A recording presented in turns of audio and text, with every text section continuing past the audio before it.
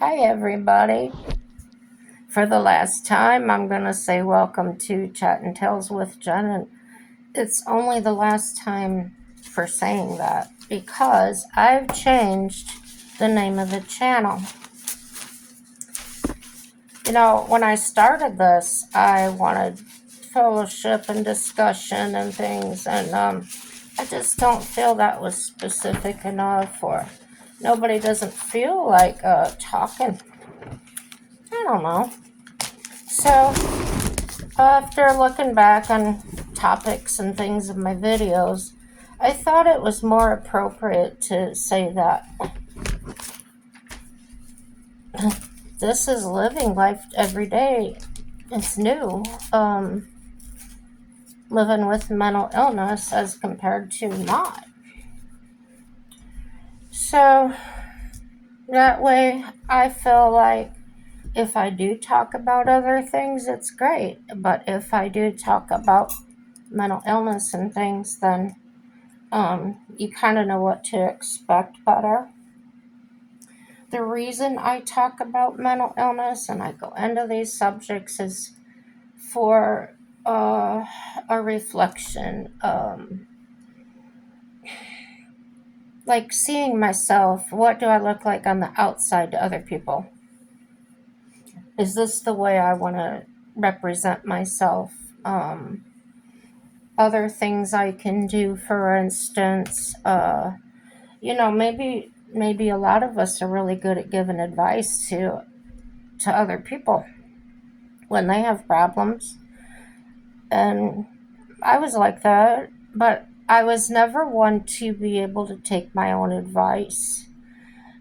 So, recording, listening to myself, seeing how I'm struggling with things sometimes, I can even laugh at myself and say, you know what, that's dumb. Why don't you just do it this way or whatever? So that's what I'm doing here. Don't know if my phone's gonna stay there, but let's see. So today's topic, I want to say this. If you're having a bad day, if you're having a hard life, get out and look at the sun. Huh? If you're able, just stare at the sun for a few seconds with your eyes wide open, and it'll change your brain a little bit for the better. So I was speaking with a person that I've spoken to many people, but it's difficult now to speak with someone that has known me my whole life. And it's a far leap to help them understand who I am now.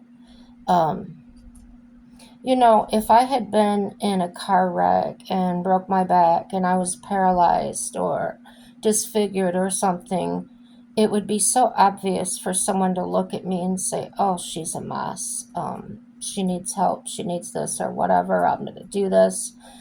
But when you're sick in the head, so to speak, I'm making light of it because it gets difficult. It gets heavy to talk about. You're acting different ways, and you know what you feel like, but when others look at you, they're not intending to, but they're judging you.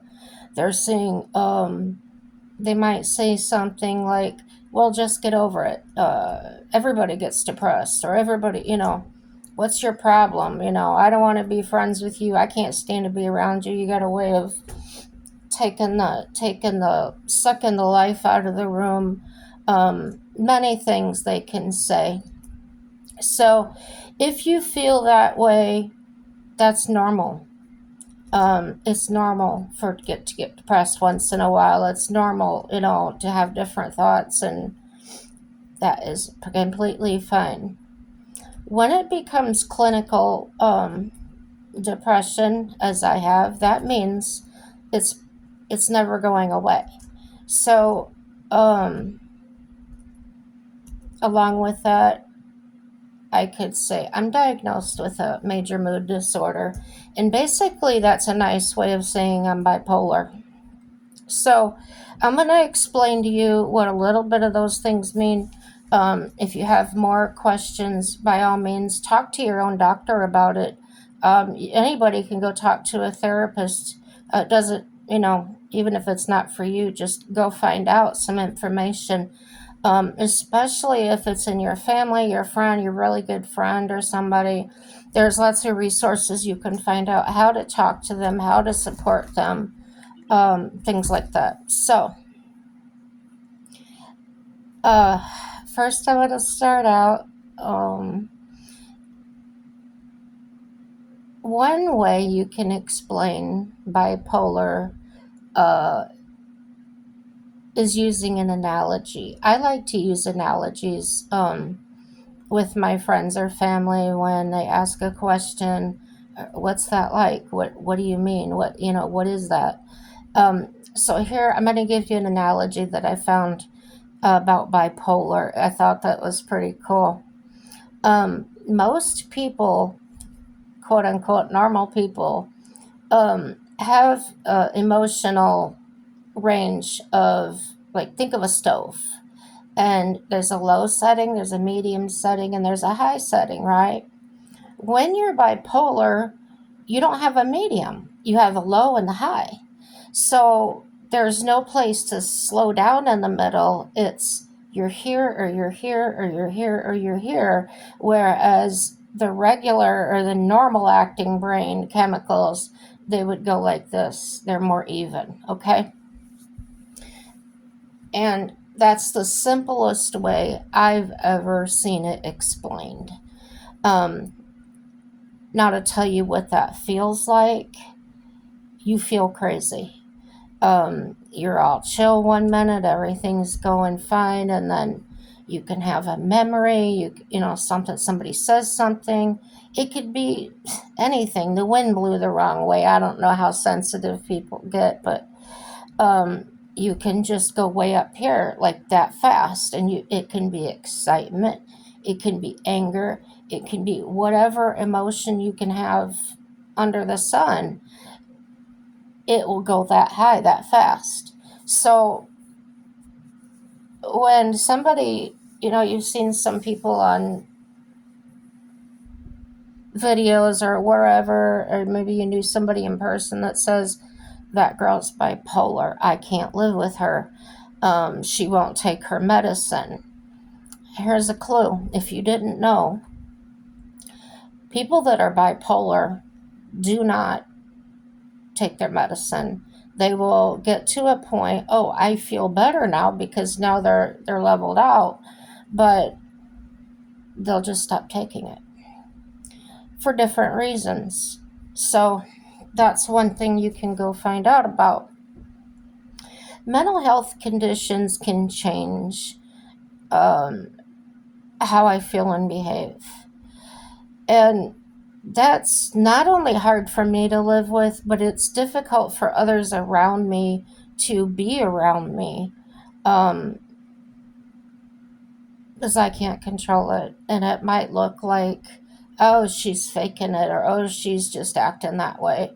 And it's really not. And it's going to make me cry because it's so difficult. You cannot explain it to somebody.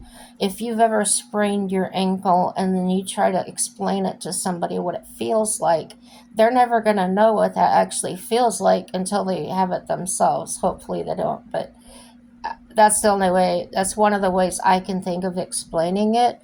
Um, if you don't know how that person feels or what they're actually going through, it would be real easy to sit back and say, oh, that doesn't happen that way, or you're wrong, or whatever. And it's not just me saying it, and don't buy into those people that are going around screaming mental health, screaming this or screaming that, and saying, oh, you can't talk to me that way, I'm mentally ill. No. Um, what this is a reason. If, number one, if you've never been professionally diagnosed, you're not going to convince me you're mentally ill. You're just convincing me you're a crazy idiot. So, um, it's, I have my own opinions too. So, symptoms like anxiety, depression, or mood swings affect my daily life. Recovery has been slow, steady, some good, some worse. And as you know, I've mentioned before, if you're new here, um, I had I'll call it a psychotic break. I don't know what else to call it. In 2000 and the end of 2012, towards the spring of 2013, I was self-employed locksmith. I had a business to run, and one day I was on the job. I was in the back of my own vehicle where I was working at with it all closed up, and I snapped. So that consisted of rage and throwing things around on the floor, that, just screaming at inanimate objects, and I had broke. So I arranged with the customer. I went out and found him, asked to come back the next day, made an excuse, told him I just wasn't feeling well. There was no problem. I directly went from his house to a mental health clinic that was down the road from where I was at, and got help right away. So, if you're acting that way, check it out. It may be something, it may be nothing, it just may be a mood swing. It may be menopause, menopause something. Not just because you do something out of character does not necessarily mean that you're mentally ill or anything. Um, they're tricky to diagnose. A lot of symptoms of mental illness, you can say, well, they lean towards bipolar, or they lean towards a psychosis type illness, like uh, schizophrenia, or there's a few of them. So I'll communicate with you my needs, okay? And that's when you get to a point in therapy. Maybe it's with all problems like alcoholism. I don't know. I've never been an alcoholic or a drug addict or anything, but you find out what's wrong, and then you have to deal with it. So if you go into the doctor and the doctor says, well, you've got cancer, um, you have to deal with it. You have to deal with it the rest of your life, probably. And and that's what mental illness is like. You know, I could say my depression is always and forever. The medication can help, but it's more or less like having a limb removed. It's never growing back. I will never be the person that I was. So, what I look forward to every day is taking another step. Um, for instance, recently I decided to go in a direction of educating myself, maybe possibly get into college. Right now, to test the waters, I'm doing some free online studying. So that's going really well for me. Another thing I'm trying to do is get on the Ticket to Work program. Basically, I'm on the program, but that consists of it's a chance to get back into the workforce and earn a living, and be not, I don't know how to say it. I'm just going to say it the way I can think of. Because I'm disabled from these things, uh, there that you have support. You have somebody there to check in with you and say how's it going. Um, so I'm not on my own. On my own, this is the way I would feel. I would go to work. I would feel like, okay, I have to do this. And then if my symptoms start repeating or coming back, having a moment, I might feel worse, feeling like I can't do this, I'm defeated, um, and then just quit. So having that support there is a good thing. Um, it's not being dependent. It's not. It's kind of like walking down a path and having a guide. Uh, Jesus is my guide, of course. This is. I'm getting way out there. Anyway, like I said, depression is not temporary. That's not to say that everybody can't get depressed now and then. That's a different thing. This is a clinical depression that's been diagnosed. It's a real challenge to explain what it's truly like. Number one, it's a complex mental health condition. Number two, I understand that people around me that know me now or knew before, um, they're not going to know me now, or I may seem the same person in a lot of ways, but as people age, they change. And I've changed in those ways. However, there's this other change that somebody that's known me my whole life might look at me and say, "Oh, something wrong with you," or that they're just not going to recognize that, and it may make them feel real uncomfortable or uneasy around you. So, I'd like to help others learn how to help understand and support their friend or family member suffering this. And this is, find out specifics for their mental illness. I feel so blessed that years ago I actually worked for a mental health hospital. I was a driver, and I actually attended classes to be able to do that job in verbal and physical bridge building uh, with mentally ill people. So, um, the reason I feel blessed with that is I was able to quickly recognize when something was seriously wrong with me. I didn't just blow it off and say, "Oh, I had a moment." I took that opportunity and went and find out the evidence of, is this really happening, or is this just a moment? Is this just a panic attack? So I would encourage anybody that has a problem, especially when you're getting older, you're more susceptible to things breaking down. Are you struggling to understand the physical symptoms, like if you see your loved one just sleeping all day, they can't get out of bed, they're calling off work all the time, or they're just, you know, there are physical symptoms associated with depression. And maybe you've wondered, why don't you go get help? Maybe you've said that to him or her. Why won't you go get help, or your spouse or your kid? Um, I tell you, it's like it's like having somebody wrote on your face and you can't see it because it's on your face.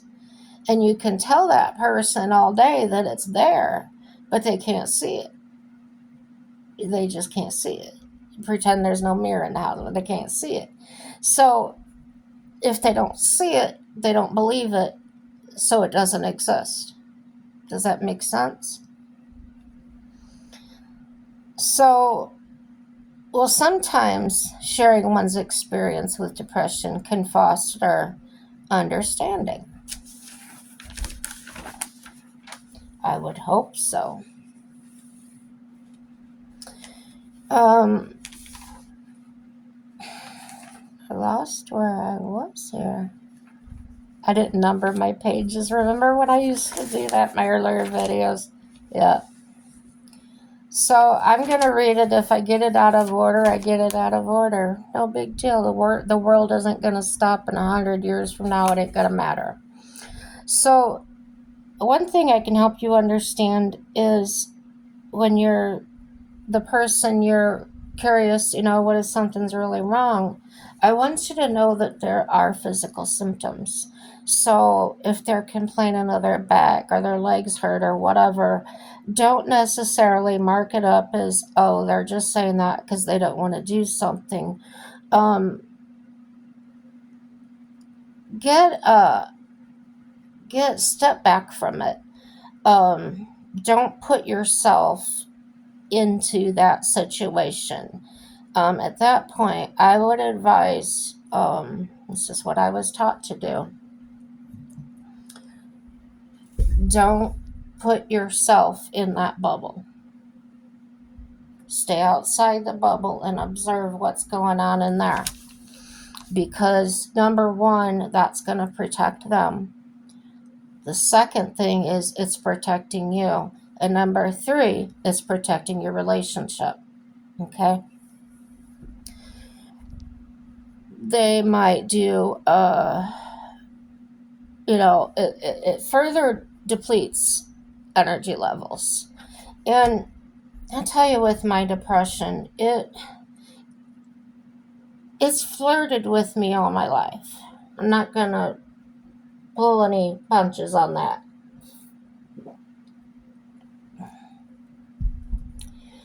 And something would occur, something would come up. For instance, if I was having that day I didn't want to get out of bed, I had my horse out there, or my dog, or whatever, and I could go through my files and it would come up, oh, I can go take care of my horse, I can do this.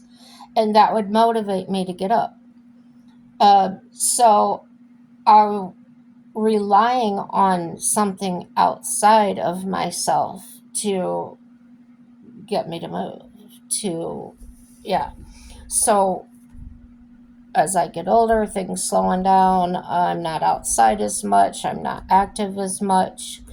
It gets worse. And I struggle with, I have nothing to do. I just exist in this apartment. There's nothing to do outside. There's nobody to go see. There's nobody to call. Who's going to want to talk to me anyway? So this self-talk, and it just keeps on going. And the way my brain works, it's a curse, I think. I never forget a conversation.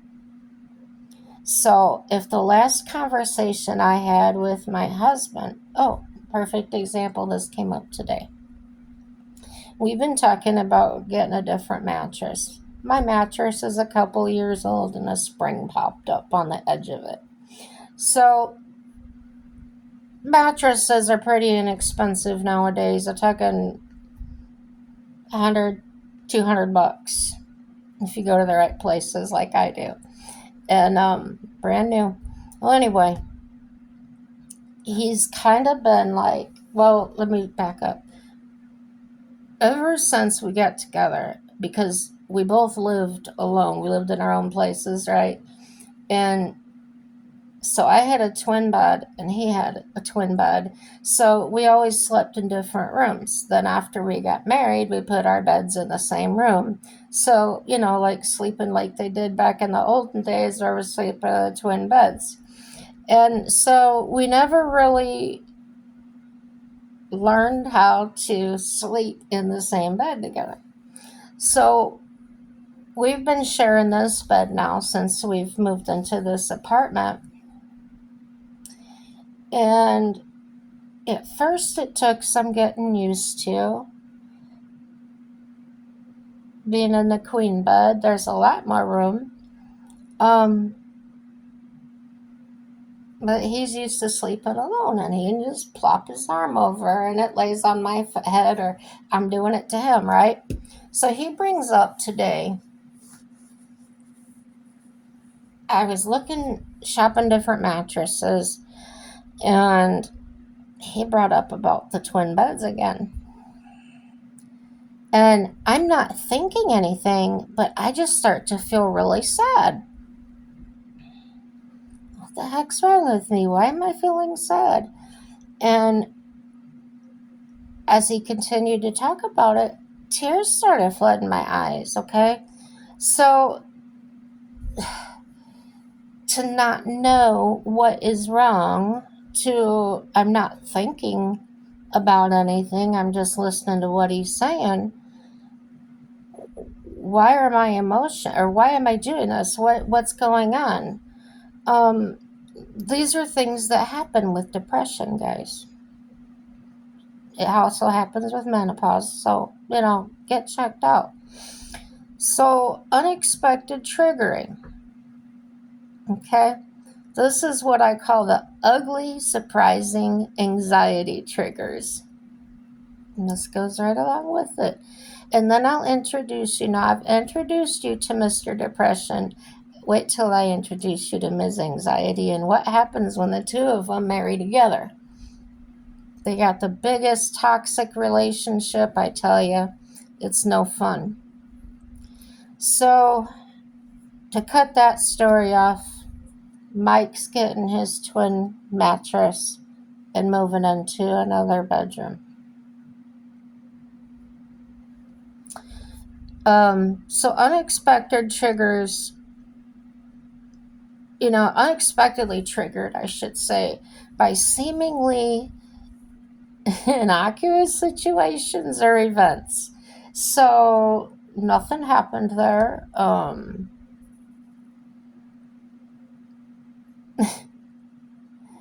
Some triggers are well known. Like, you've seen a person with anxiety goes along with PTSD, right? So if they hear a noise, it can send them to a place that's dark in their mind, or they start having flashbacks or whatever. This is kind of along those lines because, for lack of a better way of explaining it, this is the way I'm explaining it. Some of the triggers are well known. Like you can say, oh, the fireworks set somebody off, or, whatever. Maybe you know that that's why they put announcements on a TV show now is, or a label that says, warning, these kind of things are going to happen here. So basically it's a trigger warning. This might upset you, right? And some catch us off guard, like that one did me today. Like, why am I upset? Why am I having anxiety? Um, there was no reason for it. So, it caught me off guard to the point of disrupting my daily life, didn't it? I start feeling emotional. I start feeling like I'm not well. So, recognizing unexpected triggers is crucial for developing effective coping strategies and maintaining mental health. So, if you look at your family member, your friend, and say, gosh, it's all about you. Why are you always talking about your mental health? Why me, me, me, me, me? I don't know their reason, but my reason is because I don't want my I don't ever want to make anybody uncomfortable. I don't ever want to be misunderstood. And I have reasons for that. I'm not going into that. But they grew up with me since childhood. I just want people to understand clearly why I do the things I do. Because I don't want to run anybody out of my life. I don't like that. So I do talk about it. I do research about it. I have. It's my life. So, but it's not the center of my life anymore. So what I'm learning and what I'm doing, I'm sharing with others. That's basically it. I repeat myself. I talk in circles. That's part of me wanting everybody to understand. So by identifying and addressing hidden sources of stress, we can work towards creating a more balanced and anxiety resistant lifestyle. And, I've given you examples of how I am walking out of it. I'm gonna try this, or I'm gonna try that. Um, yeah, we can work towards creating a more balanced and anxiety-resistant lifestyle. And another thing, this triggers me sometimes. I know it does, and that's social media can be a significant trigger for anxiety. Um, Learning a new way to speak with others may help in many ways. And I'm speaking to you that aren't mentally ill, that you're the ones that are dealing with it and having it exist in your life and it's unwanted. You have this child or this spouse or this parent or whatever, and you don't understand why they're responding the way they are to you. You can say something that's so innocent and so helpful, or it seems that way to you, and they're triggered and they just blow up or whatever. Okay, so I hope this can help you.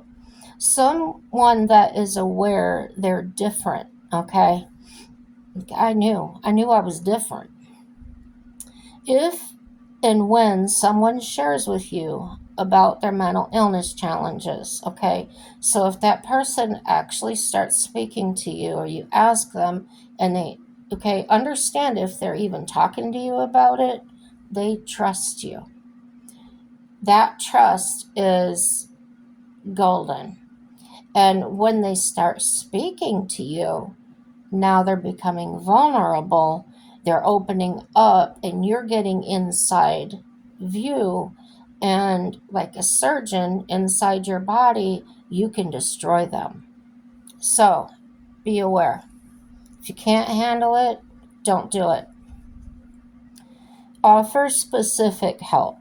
Instead of saying, "What do you need?" say, Can I bring you a drink?"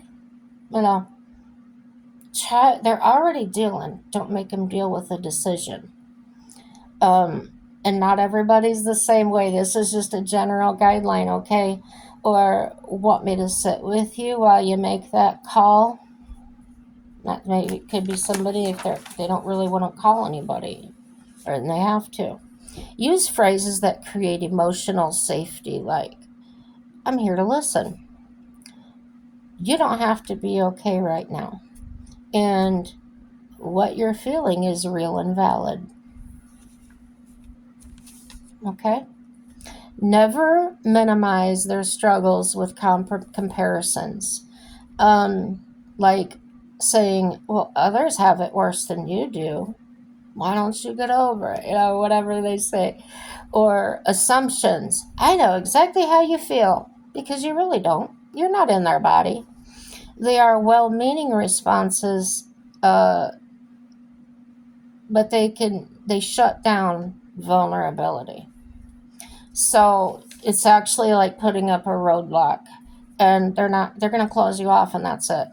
Presence matters more than perfect words. So don't worry about your words. Just be in the room, or whatever. You'll know. Regular check-ins and simple companionship often provide more comfort than trying to fix their mental health. And that's just one of Mike's talents. He's naturally this way. He's very quiet, and he's got a way of just being there. He's not a cat or dog, but that's a description I'm going to describe him as. That cat or that dog, they'll just come sit at your feet, and it's just like, they're there. My husband has that presence.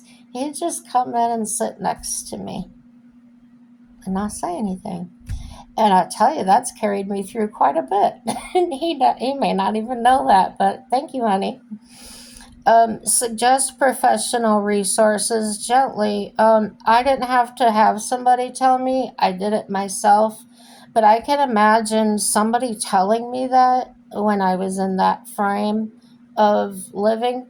Um, you probably wouldn't have been able to tell me anything. I would have ran the other way. So this is like gray area for me, but the book I read says suggest professional resources gently, offer to explore therapy options together rather than telling them what they should do. So that's one of those things. See, I was the type that I felt trapped for a long time. Somebody telling me that, things that go through my mind now was, you want to lock me up. You don't want me around, so you don't think that, it's all these thoughts that come up. So yeah, be careful. Really know the person you're talking to. Maybe spend some time with them for a while and get the lay of the land before you even mention it. Here's 9 suggestions of what to say. Number 1, I'm here to listen if you want to talk. Number 2, would you like some company? Number 3, I've been thinking about you. Number 4, you don't have to be okay right now. Number 5, you deserve peace and happiness. 6, can I help you with groceries, laundry, anything? 7, it's okay to take things one day at a time. What you're feeling is real and valid.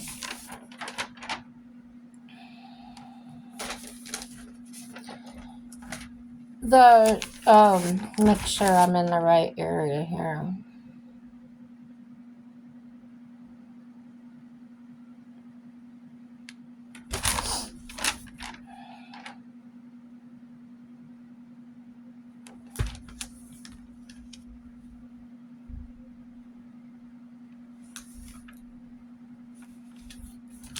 So uh,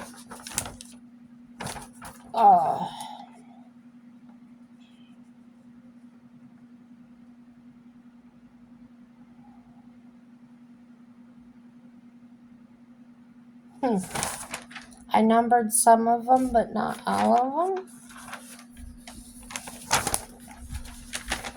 I'm weird.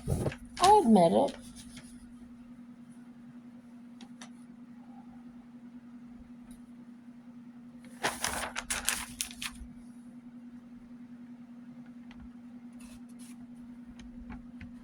I think what I've done is I've mixed up 2 pages, so I'm probably reading them out of order, but the important thing is it's getting said. So the try is, what was the last thing I was reading? Those things you could, suggestions of what to say.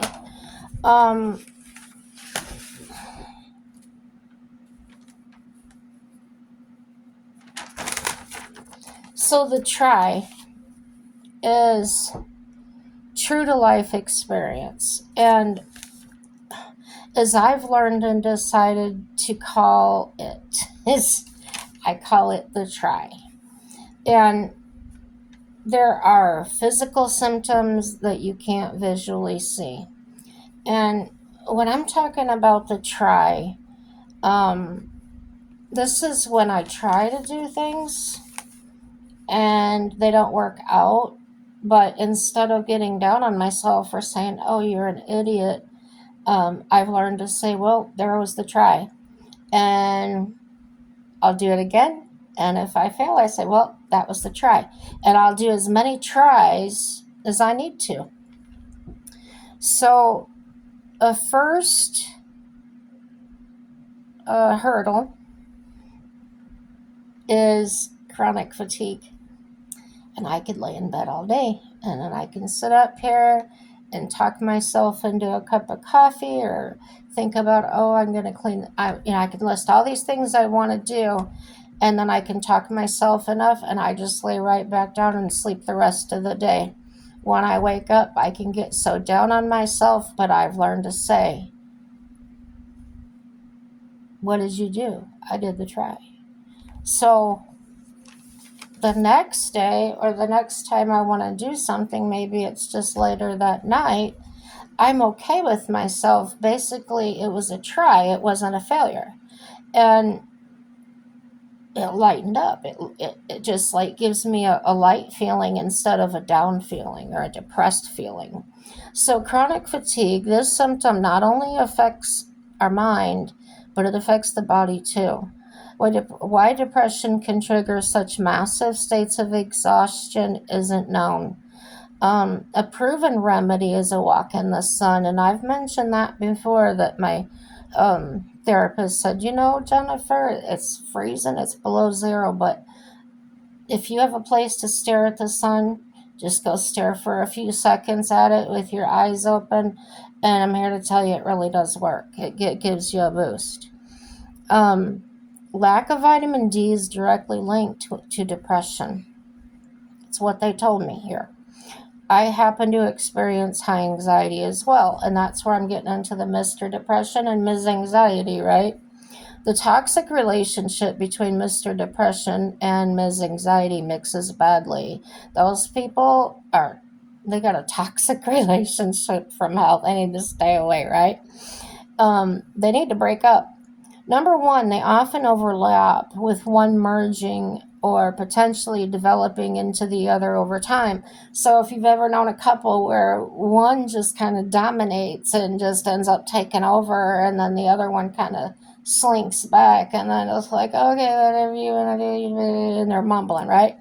So that's how I like to picture it in my head, because they're living in here, and I identified them in that way. I'm running them, they're not running me, okay? I can say behave, I can, whatever I got to do. Understanding the relationship between anxiety and depression can help us identify when their symptoms are evolving and seek appropriate support. And that's what I'm doing, okay? Or that's what I've done. Both conditions share similar symptoms, like changes in sleep patterns, difficult to concentrate, and feeling restless. And it's kind of like two people that are wrong for each other, but they connect on this one thing, and they think it's love, and they go on, right? That's Mr. Depression. His anxiety. And like you guys, if you guys been watching me a while, I like to have a sense of humor about everything that's serious. It makes it easier to swallow, just swallow the pill with cherry juice or something. So depression is characterized by persistent feelings of sadness and hopelessness, while anxiety typically involves excessive worry and fear about future events. So you start worrying and you start having fear, like I was having, oh, what if Mike's not here anymore? Whatever will I do? Well, then Mr. Depression comes in and, well, let's just lay here and it's hopeless and be sad and cry about it. So that's how the two are. But when they marry, they come together. It's terrible. So you'll have person that has them living in them, persistent sadness, deep sense of hollowness, lack of motivation, loss of interest in activities, persistent fatigue, lack of energy, and extreme tiredness. Y'all been listening to me, you all know. You just know. So make sure I went over everything. I did. I got those 2 pages down. How about that? So if I start on the right one, let's see. Looks like some of these things I wrote down repeated, but hey, maybe you need to hear it twice.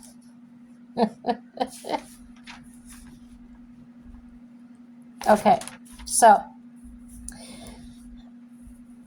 these are what I call death words. And what I mean by death words, you're not wishing somebody to die. This is a death to the spirit. Like somebody said something to me the other day.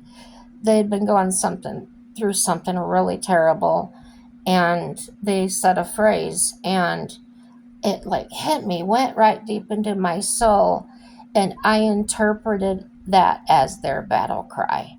And I heard it so loud in my spirit, it just like almost took my breath away.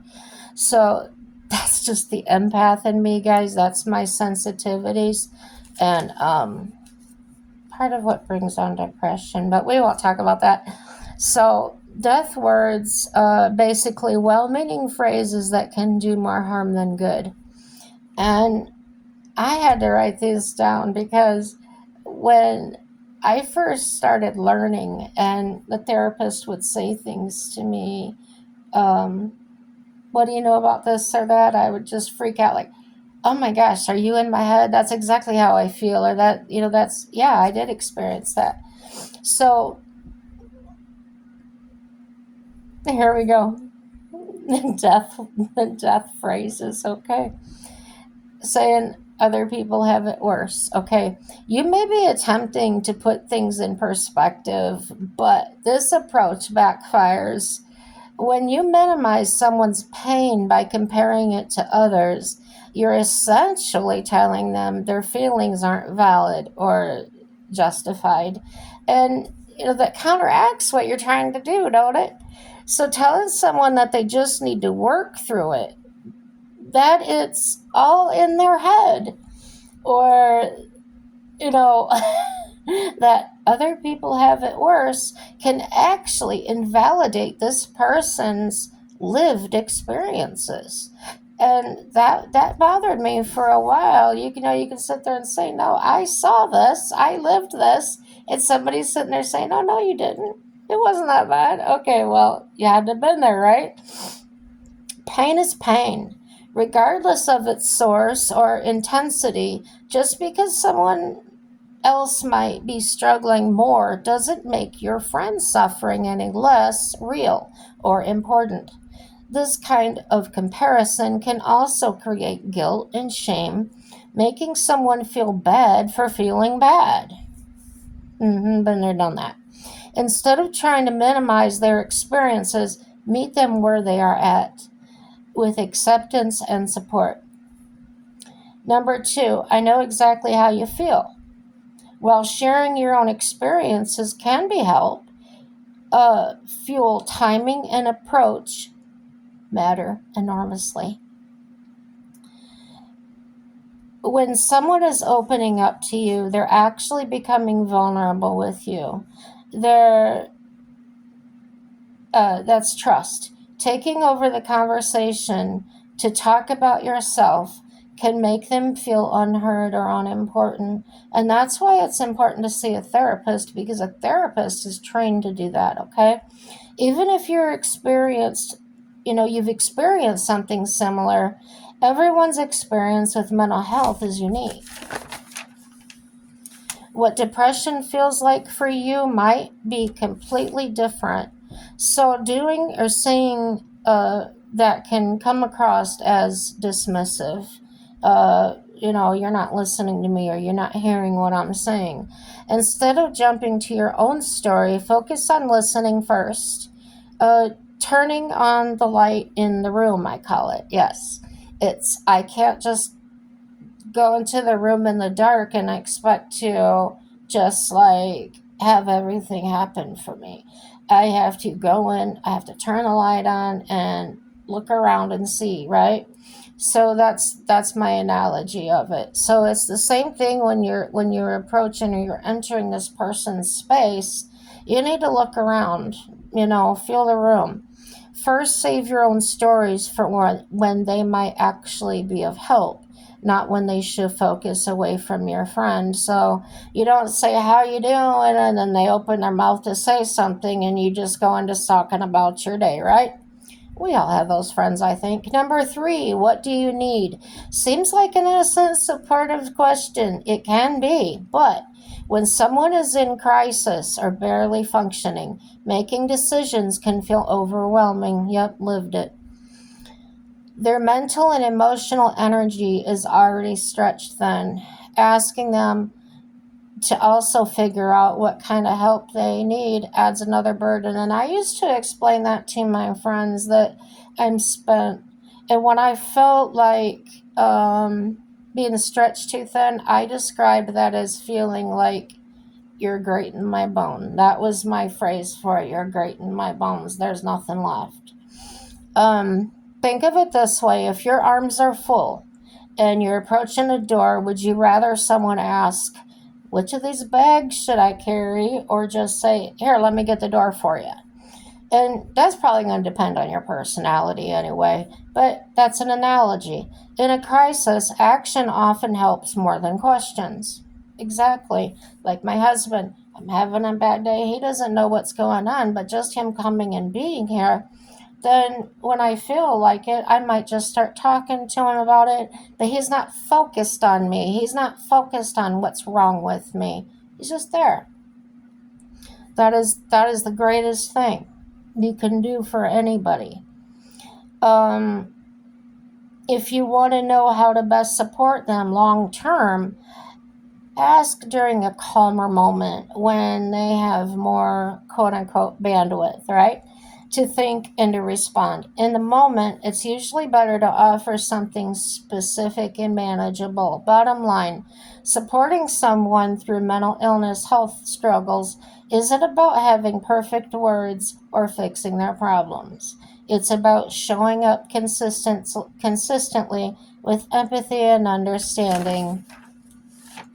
The phrases and approaches here can help you, that's true. Offer genuine comfort while avoiding common pitfalls that might inadvertently cause harm. And I know it's about depression and anxiety, but there are other types of mental illnesses where they manipulate and things. So that's a pitfall you want to avoid. And some of these here can help you do that. And there are other ways too. Like I said, go talk to somebody professional or read some books that can be really insightful.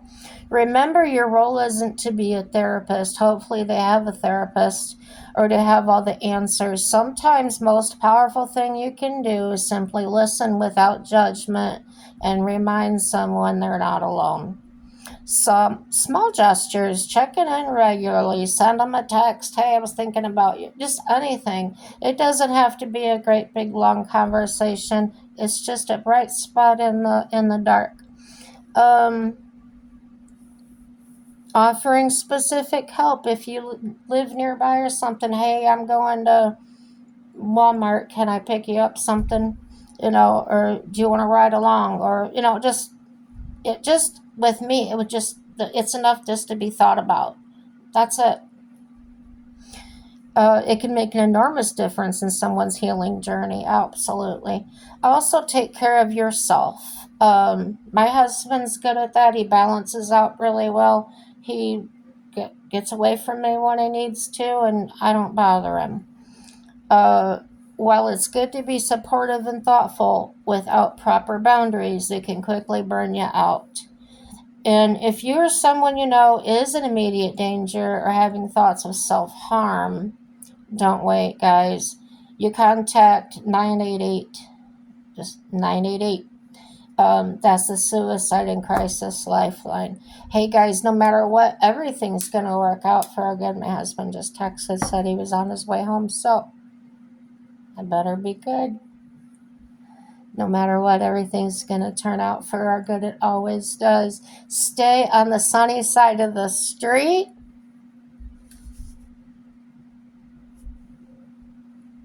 Ice melts in the sun, guys.